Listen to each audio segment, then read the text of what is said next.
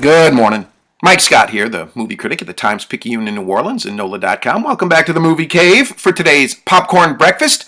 Today is Tuesday, August 19th, 2014, and we'll start today with some news about Pirates of the Caribbean 5, and news that might not be so great for the Louisiana film industry, where the film has long been rumored to be eyeing an extended shoot.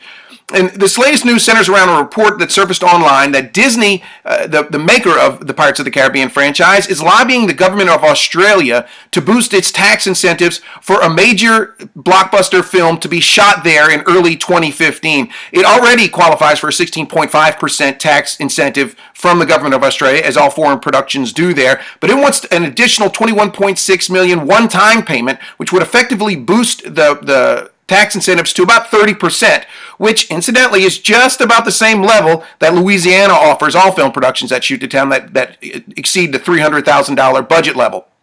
Now, Disney hasn't said what this film is. The Hollywood Reporters confirmed that it's not 20,000 Leagues Under the Sea. And just a couple of weeks ago, Disney issued a new planned release date for Pirates of the Caribbean 5. That would be July 7th, 2017, which would put this right in the start of production at early 2015, right in the right time frame for that release date.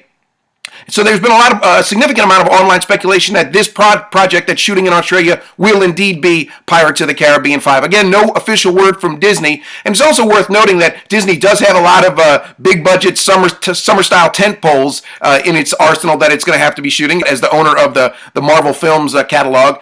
It's also worth noting that even if it does shoot in Australia, that doesn't preclude the production from coming to New Orleans to shoot. In a previous incarnation of the script, before the project has been put on hold a number of times, most often because of script concerns.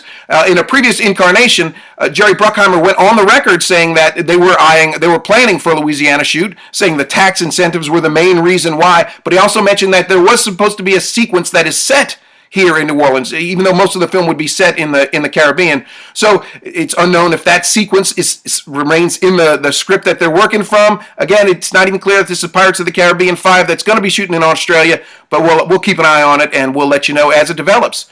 Moving on a little bit, Star Wars news, always high interest in that, even though people who are associated with the production can't say a whole lot about it since they've all signed confidentiality agreements. Right now, Star Wars Episode 7 is being shot by director J.J. Abrams. Episode 8 is going to be shot by Rian Johnson, and he recently went on the record saying that we can expect these new Star Wars films to use more practical effects than CGI effects. That ought to be good news for film purists who might think that Hollywood's getting a little too out of control with the CGification of its films. Johnson counts himself as one of those people, and he says it might be this might be the sign of an industry trend to sort of moderate.